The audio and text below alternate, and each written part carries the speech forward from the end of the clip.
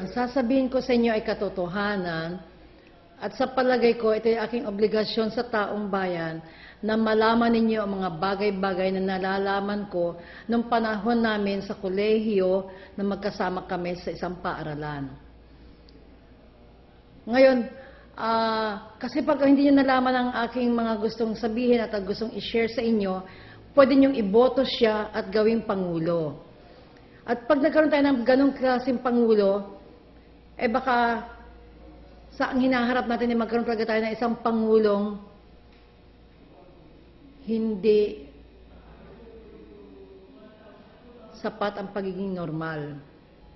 Gusto ko sabihin lahat sa inyo ang nalalaman ko kasi ayoko o hindi ko maatim na hindi ito ipaalam sa inyo dahil mga bagay-bagay na hindi nyo alam ay pwede ninyong iboto si Noynoy at maging Pangulo ng Pilipinas. Hindi ko kasi maatim na hindi sabihin sa inyo lahat ng aking nalalaman. Sana naman i-consider ninyo sa inyong pagboto ng isang Pangulo at pagpili ng isang Pangulo.